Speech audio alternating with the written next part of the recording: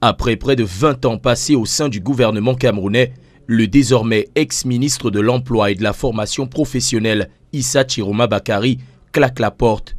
Une décision qui ne semble pas surprendre au regard des dernières sorties du leader du Front pour le Salut National du Cameroun, mais qui pourrait rabattre les cartes géopolitiques dans le septentrion de l'avis de certains analystes, à l'instar de Jean-Bruno Tagne.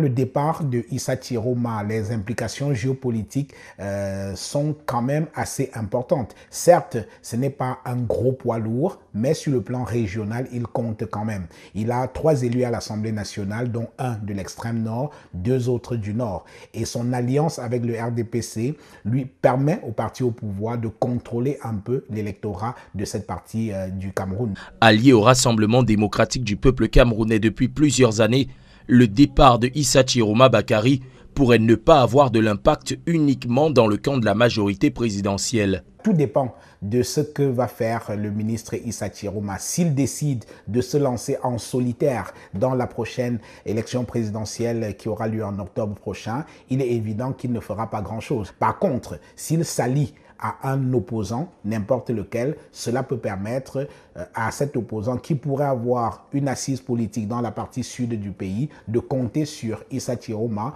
pour lui apporter les voix du Nord. Dans l'escarcelle des partis politiques aux côtés du Parti de la Flamme, le retrait du leader du FSNC laisse une question en suspens.